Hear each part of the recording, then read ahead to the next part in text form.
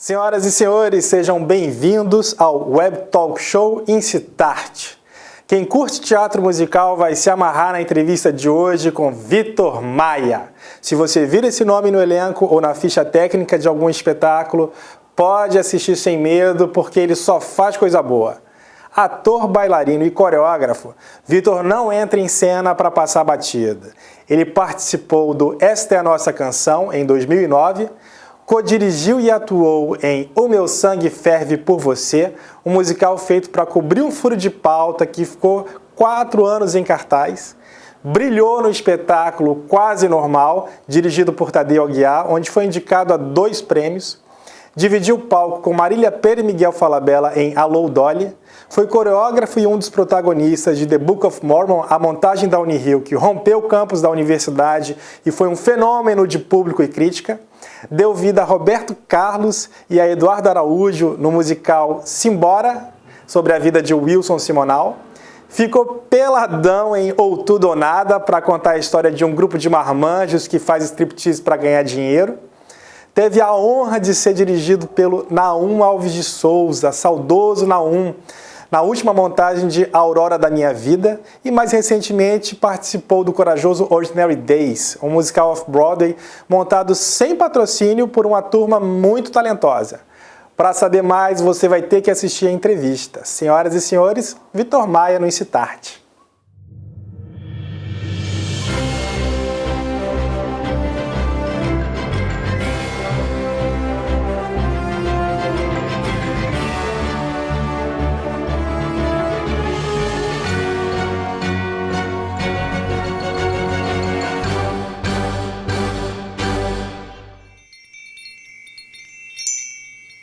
Vitor Maia, só sendo muito imperativo para fazer tanta coisa ao mesmo tempo, né? Só, se eu não fosse, eu acho que essa pilha, eu acho que eu não daria conta de tudo.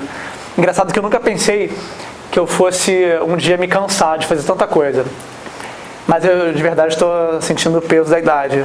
Mas eu sempre adorei. Eu acho que um dia feliz para mim é um dia que eu acordo e vou me preparar, assim, vou malhar, enfim, fazer alguma aula para poder encarar um dia inteiro de trabalho, sabe? Se eu pudesse, assim, acordar, ir para academia, fazer uma aula de dança ou uma aula de canto, ensaiava um espetáculo e à noite apresentava um outro espetáculo que eu já tivesse ensaiado, isso para mim é um dia feliz, cara. Vitor Maia, vamos falar sobre Ou Tudo ou Nada. Você fica, eu já ia falar, você fica peladão em cena.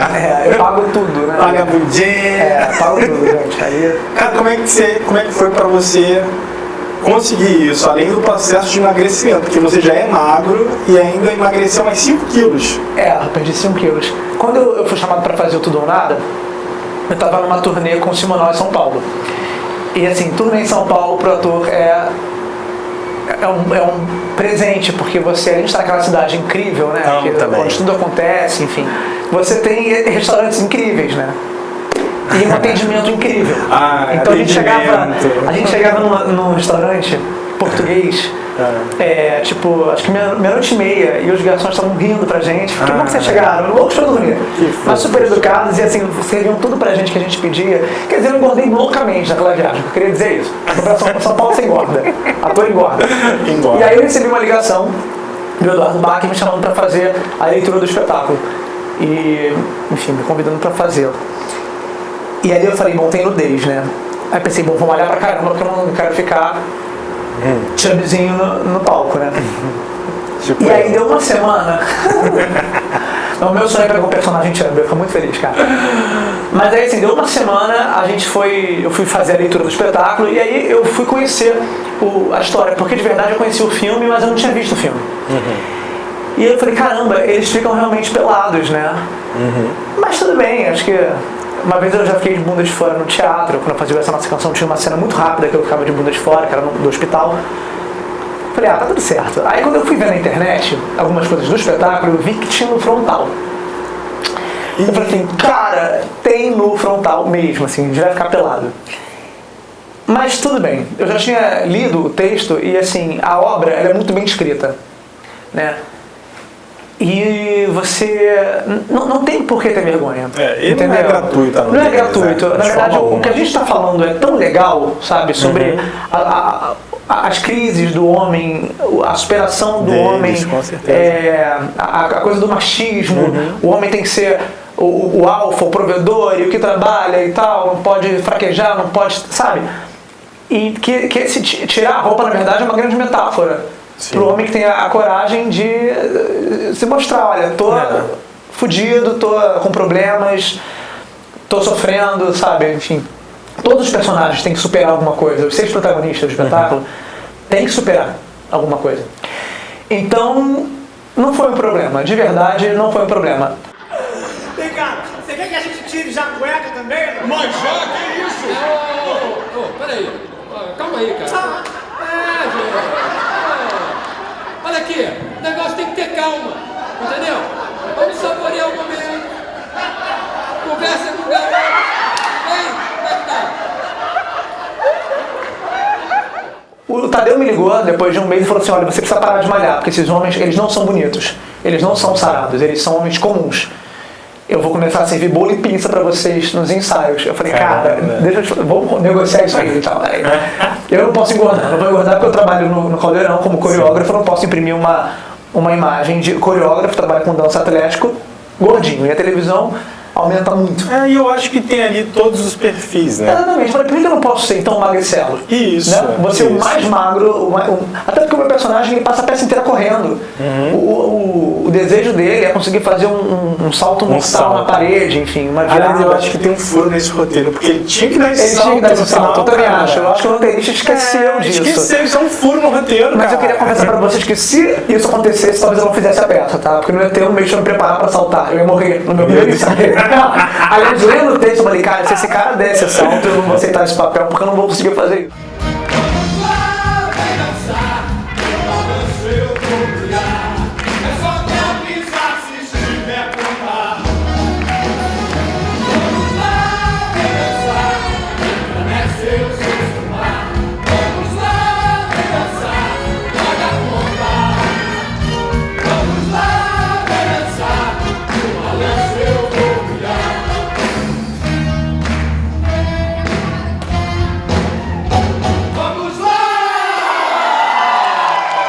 Se eu pudesse, eu faço pra todo mundo, se eu pudesse eu nunca mais colocava um figurino na minha vida.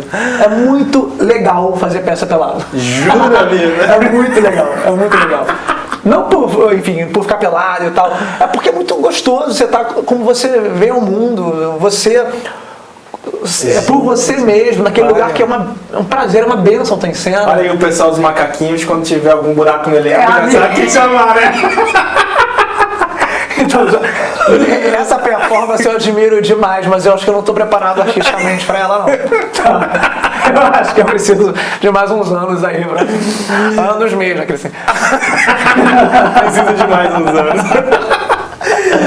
Vitor Maia, Quase Normal, né? Saindo de uma comédia tão grande para um drama, cara, porque assim, é um drama, né, cara? É um drama muito pesado, que assim, a música é rock and roll e tal. Você que é um cara de musical, a que se deve essa escassez de drama nos palcos? Porque os musicais geralmente são comédias. Mesmo no cinema, você vê, tem Dançando no Escuro, que é um drama, mas é um filme maravilhoso também, com a Bjork. Por que não se faz dramas nos musicais? Eu vou dar a minha opinião, tá? Assim, claro. Eu não tenho embasamento para falar de um modo geral, mas eu acredito que assim, no Brasil principalmente, as pessoas querem consumir comédia. Sim. Porque a gente, é aquela história de sempre, o dia a dia já é uma correria, você não tem dinheiro para pagar isso, e a família, não sei o que, tem que passar por um perrengue de levar o filho na escola e ser assaltado na porta da escola, enfim. Mas eu acho isso muito louco, sabe? As pessoas só querem sorrir. As pessoas preferem assistir na ficção comédia e deixam drama para a vida real. Não era melhor fazer o contrário? O que eu acho pertinente colocar é que assim, no Quase Normal, por exemplo, a gente tratava de um assunto que era muito sério. A gente falava sobre esquizofrenia, sobre transtorno bipolar. Sim. E as pessoas não tinham ideia do que elas iam ver, a maioria delas. Então, tinha gente que ia embora no meio do espetáculo, que levantava e ia embora. Quando a situação era exposta, né, no espetáculo, lá para 20, 25 minutos de espetáculo, a plateia ficava incomodada e as pessoas levantavam e iam embora. Quem ficava ganhava um lencinho para chorar. Mas quem não aguentava ir embora, porque as pessoas não esperavam ver aquilo. Você sai de casa para poder, na cabeça de algumas pessoas, sai de casa para se divertir, não é para ver uma coisa que vai te fazer chorar. Só que o chorar é tão importante porque ele liberta, ele abre um pouco a sua capacidade de observar as coisas, os problemas. Eu, por exemplo, eu convivi com pessoas bipolares. Eu tenho uma prima que é esquizofrênica. Eu perdi a minha segunda mãe, que é minha tia, porque ela começou um processo de transtorno bipolar e aí isso, enfim, desencadeou em Alzheimer. Ela faleceu tem uns 2 anos atrás, Então, assim, eu convivi de perto com isso. E é uma coisa que tem que ser falada porque, assim, a gente... Não sei, não é pra ser um tabu também, sabe? Não é pra ser um tabu. A arte está ali para te apresentar tudo, do engraçado ao trágico, e você tem ali a oportunidade de assistir, de se distanciar, assistir aquela experiência, aquela performance, e dali tirar uma experiência para a sua vida. Eu acho que as pessoas não têm mais paciência para isso, para refletir sobre o que dói. Elas querem relaxar, só relaxar. E aí é o que acontece? O drama vem para a vida real. E muitas vezes você não sabe como lidar, porque você simplesmente nunca acessou aquele lugar dentro de você. Eu acho que a terapia, por exemplo, ajuda muito nesse sentido, porque você consegue ir conversando sobre seus problemas, e aí quando você tem que passar por alguma coisa grave, você talvez seja um pouco mais equilibrado para resolver. E o teatro funciona, acho, um pouco como isso. Eu acho errado, inclusive, falar o teatro é terapia. Não, o teatro não é terapia. Mas o teatro tem uma contribuição muito grande para isso, para abrir os seus olhos e fazer com que você experimente uma realidade que não é a sua, e aquilo não ser mais uma surpresa quando acontece na sua vida, entende? Formidável sua análise. Formidável mesmo. E eu acho assim, especificamente no caso de Quase Normal, é um espetáculo que você vai e chora, mas você não sai pesado do teatro. Você sai leve, você sai assim, ai que lindo, que coisa incrível. Porque tem dramas que a gente vê que a gente, nossa... Não, você sai com... É engraçado, mas isso é quando você... Eu acho que um pouquinho, Paulo, quando você está aberto para aquilo que você está vendo. Eu posso ser lerdo, ser um troncho, até maconheiro eu sou sim, mas vou me esforçar, porque eu quero ser perfeito pra ti. Você é o raio e eu sou o clarão. Você é tão calmo, eu sou pura explosão. Mas se tudo em volta desaparecer, somente pra nós haverá alvorecer. Agora tem uma coisa muito engraçada. Tinha vontade de chorar que eu lembrei da peça agora. É muito. Deixa eu beber. Nos ensaios, quando a gente fez o primeiro passadão do espetáculo, passadão é quando a gente passa o espetáculo inteiro, primeiro e segundo ato. Quando chegou nos últimos 20 minutos, a gente começou a chorar e a gente não parou nunca mais. A gente parou de estar ali, porque era muito forte pra gente ter que lidar com aquelas coisas, com aquela história. E o meu personagem justamente fazia o contraponto, ele era o alívio cômico do espetáculo. Sim. Muito bem escrito, aliás, porque ele chegava com uma piada, aí a plateia fazia, sorrindo. Que sorria, já vinha a bomba pra trás. E a plateia estava aberta pelo sorriso e recebia aquela energia, aquele soco, e aí era ladeira abaixo, era muito bem escrito, cara. O Henry, que é o meu papel, ele entra ali para aquilo, né, pra ir abrindo o caminho da plateia, assim. E pra mim era muito difícil fazer, eu chorei durante muito tempo, depois eu comecei a me acostumar. E na mesma época que a gente estreou, o Fábio Porchat estava fazendo um espetáculo chamado Fora do Normal. Sei. E muita gente achava que ia entrar no espetáculo Quase Normal achando que era uma comédia. Não esperando ver o Fábio, porque eu tinha um cartaz com a foto dos 6 atores, não tinha o Fábio ali. Mas achava que estava ali no meu caminho. Quase Normal, Fora do Normal, musical da Broadway, vamos rir um pouquinho. Meu amigo. Porque a gente via gente chorando nos primeiros 20 minutos. Ai, que creu na plateia, era maravilhoso. Muito engraçado. Era muito engraçado, mas foi um trabalho que, de verdade, Quase Normal foi um divisor na minha carreira. Eu tatuei a minha última frase que eu cantava no Quase Normal. Aqui do lado era em inglês, sometimes life is insane, but crazy I know I can do. Que falava, na versão do Tadeu ficou: se é loucura viver, pra sempre contigo estarei. Nossa, da feira, estarei. Mas Em inglês quer dizer, às vezes a vida é insana, é louca, mas eu me comporto como um louco e consigo vivê-la, que tem muito a ver comigo.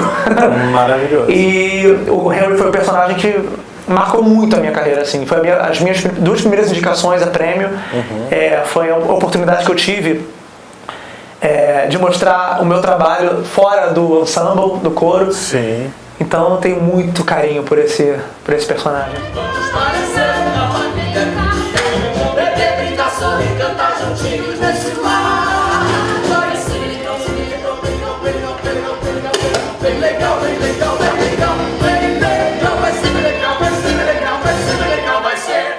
Vitor Maia, seguinte, eu quero saber sobre essas histórias que rola por aí, de que você desobedeceu o diretor Pedro Brício no musical Simbora, o musical sobre Wilson Simonal.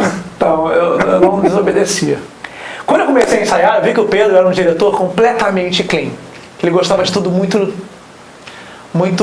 quase naturalista. Ele é muito teatral, o Pedro. Ele é foda. Ele é foda, mas... Não gosto de xingar, mas ele é foda. Mas ele tem uma onda, assim, que eu sentia que quando eu colocava alguma coisa, ele pedia pra tirar.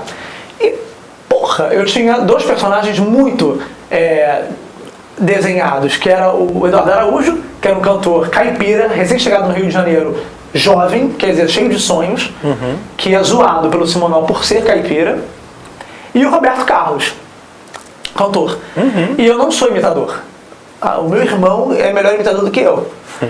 E eu falei, como é que eu vou construir esse Roberto Carlos se eu não sou um bom imitador? Então eu fui pensando em tudo que ele tinha na visão de uma caricatura mesmo, né? Como é que o cara, sei lá, no bar, se eu perguntar pro seu vizinho, como é que é o Roberto Carlos? Ele vai falar, ele fala pelo nariz, ele balança a cabeça, ele manca.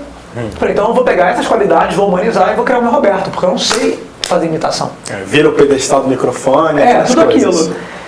E eu sentia que nos ensaios, se eu colocasse o que eu achava que tinha que ser, ele ia cortar. E aí eu agi, posso até agir de má fé, não sei, mas eu não fiz nada nos ensaios. E na estreia eu falei, agora eu vou fazer o Roberto e o Eduardo como eu acho que tem que ser. É um risco. Esse cara ou vai me demitir, ou ele vai gostar. Ousadia toda, mas eu não sou assim em todos os trabalhos não, tá? Assim, nunca mais me chamam pra trabalhar. Enfim, eu fiz isso. E na estreia do espetáculo, a resposta foi incrível. E os amigos do Pedro elogiaram meu trabalho pra ele, e me elogiaram. E eu falei assim, bom, acho que consegui aqui um pouco o que eu queria. Ganhou um votinho de confiança. Ganhei um votinho de confiança. E durante o processo, no ensaio, que eu ia experimentando o que eu podia, porque eu tinha a resposta do público, eu tinha também o olhar dele como diretor. E falava, isso menos, faz isso mais, manca menos. Daqui a pouco você está parecendo o Curupira andando, porque eu mancava o Roberto loucamente. E aí eu fui ajustando e consegui chegar num resultado. Então assim, eu não desobedeci o Pedro muito, assim, na verdade... Eu sabia Você que eu poderia, arriscou, né? Eu arrisquei, eu sabia que podia resultar numa coisa legal. E eu fui muito criticado positivamente e negativamente. E pra mim foi muito importante porque eu decidi uma coisa pra minha vida. Eu nunca quero passar por um espetáculo desapercebido. Eu acho que se você fala assim, o ator que fez o personagem tal. Não, o ator que fez aquele personagem. Nossa, ele é muito bom. Ou nossa, ele é péssimo. É o que eu quero. Passar batido, eu não vim pra isso. Eu investi muito dinheiro na minha carreira pra passar batido, entendeu? Por isso que Vitor Maia é Vitor Maia, gente. Seja eu sou bom ou ruim, né? Fala, bicho! Tudo bem? Agora eu tô em outra onda. Morou? Agora eu tô numa de deixar cair um rockzinho maneiro pros brothers. 3, 4!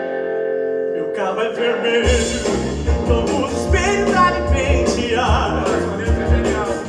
Botinha sem meia, que só na areia que eu sei trabalhar. Vai, veneno, Dudu! Cabelo na testa, sou o dono da festa, perdendo 10 mais. Se você quiser experimentar, sei que vai gostar. Vitor, você fez O Meu Sangue Ferve por Você, que foi uma delícia de musical, que você produziu, co-dirigiu, atuou, veio para cobrir um furo de pauta e vocês ficaram 4 anos em cartaz. Eu assisti, mas sinceramente falando, Eu acho que O Meu Sangue Ferve por Você entra numa categoria de espetáculo que não tem espaço para ele no Rio de Janeiro, nem em São Paulo, nem no Brasil, porque nós temos aqui ou casas de show ou teatros. E existe a necessidade de um meio termo, que são os cabarés. Lá em Londres é muito comum os cabarés, um lugar onde a gente pode sentar, beber, se você quiser levantar para dançar, você dança e tal. E olha, assim como O Meu Sangue Ferve por Você, tem o Discoteque da Gotcha, que é maravilhoso, mas também não é nem para casa de show, nem para teatro para mim. Porque, pô, eu tive vontade de levantar e dançar, mas, pô, eu assisti no Shopping da Gávea, no Teatro das Artes. Ela até deu esse espaço, né? Uma gravação fala antes de começar. Quem quiser levantar para dançar, pode. E uma meia dúzia de loucos levantaram, mas eu fiquei constrangido, porque é um teatro, né? Tem que ter cabaré no Rio de Janeiro, gente. Olha, Buraco da Lacraia é a mesma linha. O Domingos de Oliveira trouxe um pouco isso, numa época que ele fazia o cabaré filosófico. Mas ele fez em teatro. Que era outra onda, mas era em teatro. Ele fez o Laura Vini. Por isso que eu falo, o problema não é o espetáculo, são os espaços. Precisa de um espaço original, assim, é engraçado. Exato, não tem cabaré aqui. Se você for pegar a programação teatral de Londres, tem os musicais do West End, tem as peças mesmo, do teatrão lá, e tem uma sessão só de cabarés, só dos espetáculos de cabaré. Você vê, a Marisa Hort fez Romance Volume 3, que é um espetáculo delicioso, que é uma delícia, que tem tudo a ver com cabaré, não tem a ver com teatro, e ela fez um teatro do Shopping da Gávea. Tem a UE, do pessoal, a barca com a barca dos corações partidos, que é um espetáculo lindo, mas que nem é um show, nem é uma peça, então cabia num cabaré. Gente, fica meu recado aqui para quem quiser fazer teatro e empreendedores, façam um cabaré. Essa sua experiência no Meu Sangue Ferve por Você num teatro, como é que foi? Você sentia que a plateia tinha vontade de levantar para dançar? Não, foi muito difícil. Foi um dos trabalhos mais difíceis, cara, porque assim, a gente estreou ele dentro de uma boate, que é a Galeria Café. A gente estreou no Galeria porque a gente tinha que... Na verdade, surgiu a oportunidade de cobrir dezembro lá, um furo de pauta de um espetáculo. A gente não tinha ideia do que ia fazer, só que a gente malandramente falou para a responsável que a gente tinha uma peça pronta. Ela falou, ótimo, vocês vão estrear então daqui a 3 semanas. E ele falou, Pedro, como é que a gente ensaia uma peça de 2 atos em 3 semanas, cara? Dentro de uma boate? Vai ser um pocket, vou pegar só as músicas e contar essa história através das músicas. A gente tem nada a perder, todo mundo de férias, é bom que a gente não paga para entrar na boate, entendeu? Termina a peça, já fica lá bebendo. Tá tudo certo. Vamos curtir dezembro, fazer uma peça e dançar na boate. Tudo, vamos lá. Um bando de pinguço. Resultado, a peça foi incrível, como você falou, assim, a gente teve uma resposta absurda. A gente recebeu um convite para ir pro Norte Shopping. Ficar lá 2 meses em cartaz. Na nossa estreia, a gente ouviu assim, se eu soubesse que era show, não tinha vindo. Porque a senhora, ela não entendeu que era um espetáculo, que a gente fazia uma crítica ao comportamento. E que tinha uma história brega, que estava sendo contada. Tinha uma história, um quadrilátero amoroso. O que a gente fez? A gente carregou no humor ali. A gente falou, bom, esse público, sem querer ser taxativo, mas era uma plateia que consumia um tipo de humor diferente do humor da Zona Sul. Por que isso acontece? É o perfil São do outras teatro, referências. né? Então a gente teve que jogar toda a bagaceira a fundo para acessar aquela plateia. E foi um sucesso no Norte Shopping. Depois disso a gente foi para Barra, que já é uma outra plateia. Então a gente teve que adaptar o espetáculo. Quer dizer, sempre que a gente vai para algum lugar, a gente adapta. Que máximo! Então o espetáculo ele é mutante. Do nascimento dele ao nosso último espetáculo foi mutante. A gente terminou no Teatro do Leblon com um público completamente brasileiro, que era do lado de uma champanheria, o teatro. Então as pessoas tomavam seu champanhe e iam assistir uma peça só de música brega. Então como é que você atinge essa plateia? Que massa! A gente descobria na raça, né? Eu te amo. Eu te amo, meu amor. Eu te amo. E o meu sangue ferve. E o meu sangue ferve. E o meu sangue ferve por você. Vitor Maia, você fez Alô, Dolly, que foi com a Marília Pêra e o Miguel Falabella, que são 2 sonhos assim de consumo, né, cara? Porque, vou te falar, você teve um privilégio na sua vida que você tem todo dia meia hora ajoelhar no milho para agradecer, cara. Porque trabalhar com a Marília... Exatamente. Foi o que você aprendeu com ela? Disciplina. Disciplina. É a palavra-chave dela. A gente... O ator, engraçado, a minha geração, ela estuda muito, ela tá muito focada, principalmente ator de musical, né? Quer dizer, não sei se principalmente, mas é quem eu mais posso falar, porque, enfim, é quem eu mais convivo. Mas a gente faz muita aula de dança, de canto e tal. Mas chega uma hora que a gente se acomoda um pouco e vira aquela coisa, principalmente no Rio de Janeiro, né? Aquela coisa carioca de, não vou aquecer hoje não, vou chegar, fazer um lanche, chego no teatro 40 minutos antes, boto no figurino e vou fazer a peça que eu já domino isso. E a Marília, ela todos os dias, ela aquece o corpo dela e a voz dela. Eu lembro que eu entrei como swing no espetáculo. Explica o que é swing. Swing é o seguinte, gente, não me entenda mal. Swing é aquele ator que ele tá lá, todo de preto, com o microfone na testa, cantando todas as músicas em coro, como ele aprendeu na partitura, na coxia, e aí chega alguém e fala assim: oi, o fulano se machucou. Bota a roupa da cena 3, daqui pra frente se assume. E você tem que fazer tudo aquilo que o fulano faz a partir da terceira cena. Como é que você dá conta então, de saber todos os textos? Eu tinha que cobrir 8 atores. Caramba. 8 atores. Eu não cobri os 8. Eu cobri 5. 5 atores. Cobri 5 atores. Mas... E eu entrei no espetáculo depois, né? O Olodoro, eles estavam ensaiando em São Paulo, eu estava fazendo o Quase Normal. Quando eles vieram para o Rio, para estrear no Rio de Janeiro, um ator teve um problema familiar e não veio. Então eles tiveram 2 semanas para fazer teste, escolher um ator para poder entrar nessa função de swing, que é o cara que tem que saber tudo, quer dizer, tem que estar nos ensaios. Quanto tempo você teve para se preparar? Então, eu entrei no espetáculo 3 dias antes da estreia. Peraí. Você teve 3 dias para aprender 8 personagens do mais ou menos, porque assim, o swing ele não entra sempre. Sim, então, mas assim, você tem que saber. Você tem que saber. Tem que estar preparada. Mas eles foram muito, muito carinhosos comigo, o Miguel principalmente, assim, ele sabia que eu não tinha como, em 3 dias de ensaio, no teatro, onde você está preocupado com a luz, onde você está preocupado com a transição de cenário, com a banda, com tudo, preparar um cara que está chegando ali agora. Então o que eu fazia? Eu assistia os ensaios, filmava, a produção me deu um DVD, e eu em casa fazia o dever de casa. Hoje eu vou seguir o Ivan Parente, que era um dos atores. Via tudo que ele fazia, anotava, via na partitura e aprendia. Caramba. No dia seguinte o Arísio, no outro dia o Anê Lima. Cada dia eu tinha que saber um ator. E assim eu ia estudando. E aí a outra, Dance Captain, que é um ator. Dance Captain é um ator que ele faz o espetáculo, mas ele também é responsável por ser um assistente de coreografia. Ela me preparou para fazer primeiro o plot. O plot é o caminho, né, que o ator faz durante o espetáculo do Ivan.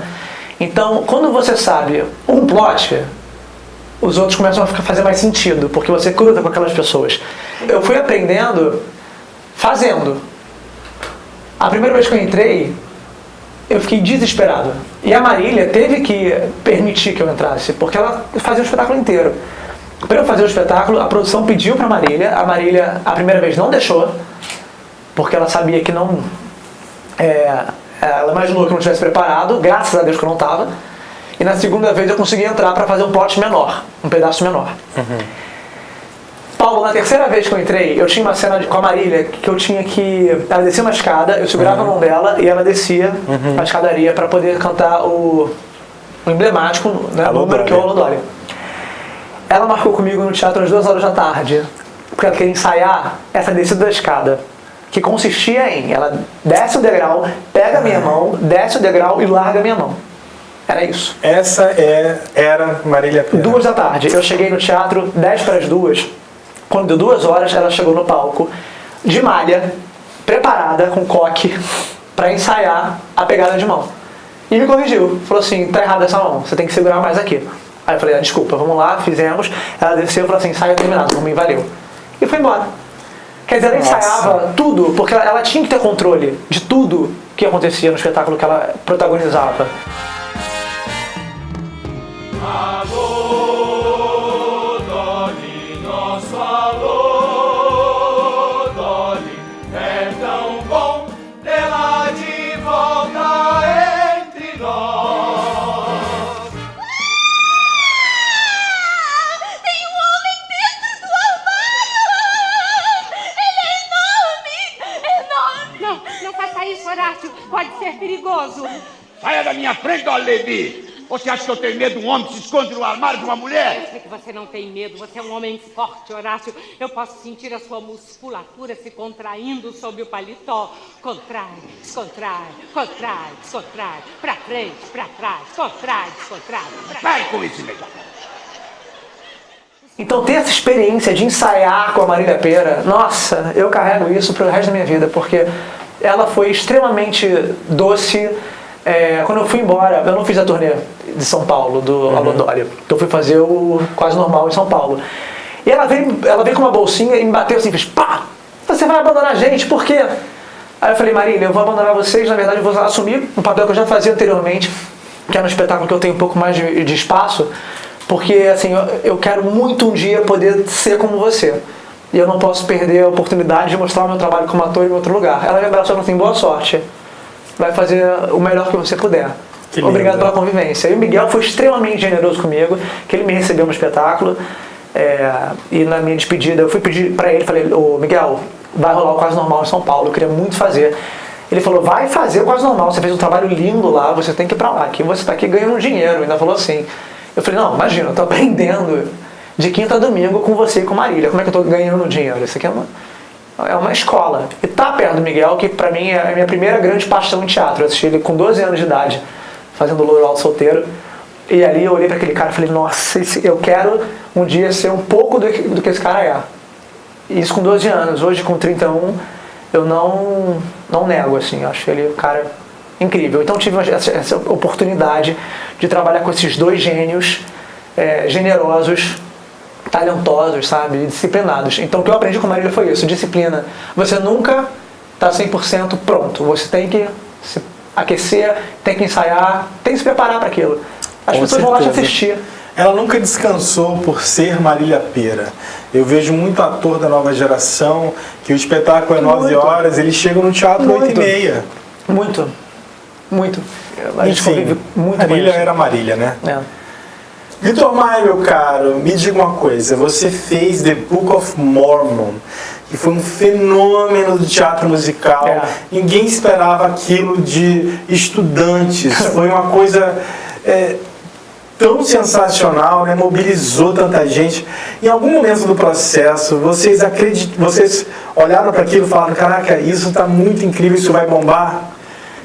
Então, eu não sei os outros, né? Mas eu achei que fosse ser uma catástrofe o espetáculo. Não acredito. Juro por Deus. Você tá mentindo pra mim. Juro por Deus. Porque assim, quando me chamaram para o Rubens Lima Júnior, que era o diretor, me falou do projeto, ele me deu um DVD de uma filmagem muito tosca da plateia para eu conhecer o espetáculo. E quando eu fui vendo aquela peça, eu falei, gente, isso mexe com um assunto muito sério. Porque assim, é uma crítica incrível, é bem humorado, é genial, né? Mas assim, será que o brasileiro vai aceitar isso, cara? E durante o processo, os ensaios, eu ia vendo aquilo, eu falo, gente, a gente vai levar muita porrada quando sair do teatro, cara. E, enfim, e ainda tinha o fato de que eram estudantes, eram projetos de pesquisa, e a gente não estava lidando com atores, eu não vou dizer assim, não eram atores profissionais, porque alguns até são profissionais na faculdade. Mas enfim, tinha essa coisa de ser o ator da faculdade, o universitário, fazendo um projeto tão ousado. Não, e conta pra quem não sabe, a seleção do musical, as audições, foram para todos os cursos, todos, né? Não era só para a interpretação. A gente tinha aluno de enfermagem, aluno de psicologia, olha que incrível, de pedagogia, tinham vários alunos. Na verdade, a gente abriu o projeto para qualquer pessoa que fosse universitária. De alguma universidade, qualquer uma, fosse PUC, ou FRJ, UF, tinha que ser universitário. Eu achava que era só da Unirio. Não, a gente tinha alunos da UFRJ, da PUC, da UERJ.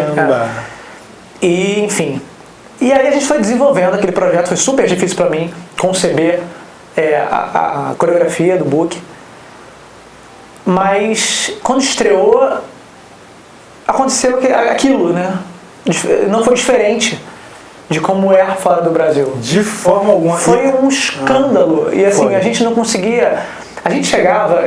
Paulo, eu ficava arrasado. Tipo, sessão de quinta-feira.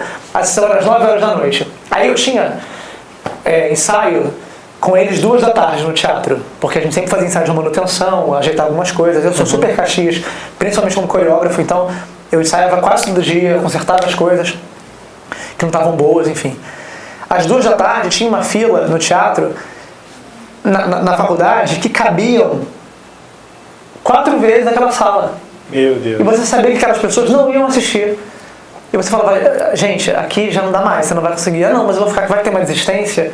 Ah, meu amor, mas são 147 desistências, você não vai assistir o espetáculo hoje. Pode ir embora, em outras palavras. E as pessoas ficavam, cara. Não à toa, a gente lotou Cidade das Artes, João Caetano.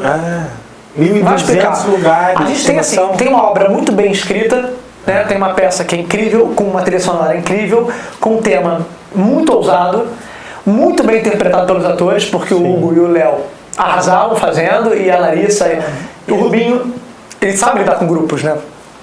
Eu não sei quantos atores eram, não lembro se eram 22, mas era muita gente em cena, num palco muito pequeno, e o backstage menor ainda. A gente fazia entrar e sair cenário, era tudo muito coreografado.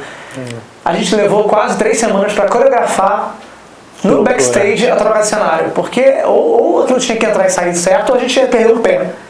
Nossa! Era muito louco. Eu queria ter assistido um dia da coxia, que devia ser um evento. Era um evento. Era um evento. Deus disse, um bebê não vai curar sua doença, Joseph Smith. Vos darei um sapo. E Joseph se deitou com o sapo e sua AIDS deixou de existir. Está inventando de novo, está deturpando o que é sagrado. Não dá pra falar qualquer coisa. Mas foi Robin! Assim se vai se queimar. Estou meio que inventando, mas é pra salvar um monte de credos. Não é tão ruim dessa vez só. Eu sei que não vou pecar, se eu só puder inventar, certo não. Vamos a um bate-bola com Vitor Maia.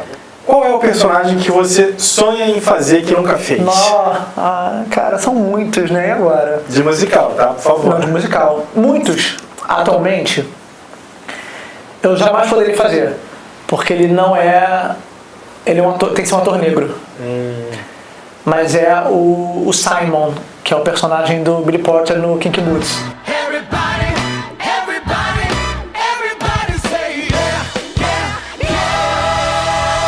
Qual é o melhor dueto do teatro musical?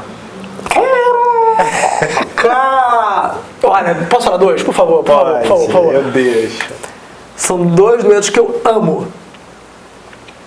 Que é o I'll Cover You, do Rent. Que eu acho lindo de morrer. Lindo. I think they meant it when they said you can't smile up. Now I know you can rent it. And at least you are my love on life. Be my life.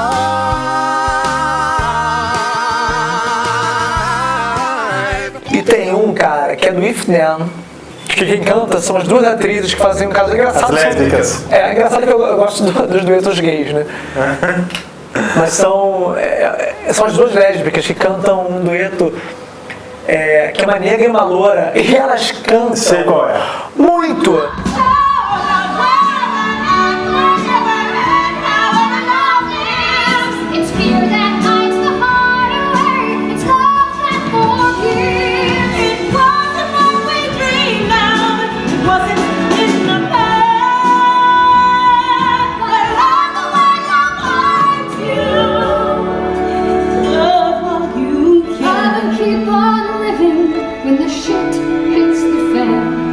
Um medo no palco. Nossa, o medo no palco? É, seu maior medo. Eu tinha 2 medos no palco. Um eu passei. Desafinar? Não. Ficar nu em cena? Não. Ai meu Deus, esqueci o texto. Esse é o meu atual medo, é dar um branco e não saber o que fazer.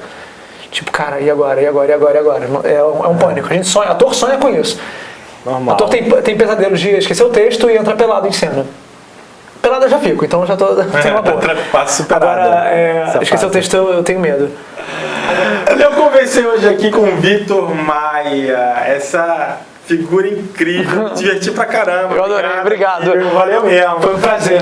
Queria agradecer também ao Ricardo Magaton, que fez a abertura desse programa. O telefone dele está aqui, para quem quiser contratá-lo. Fez um preço bem honesto, é um cara super competente. E queria agradecer também ao Hermes Inocêncio, que me veste com essas roupas incríveis, muito maneiras. A loja dele é lá em Ipanema, para quem quiser ir, o endereço está aparecendo aqui. E se você for na loja do Hermes Inocêncio e disser que assistiu ao Incitart, ele te dá 10% de desconto.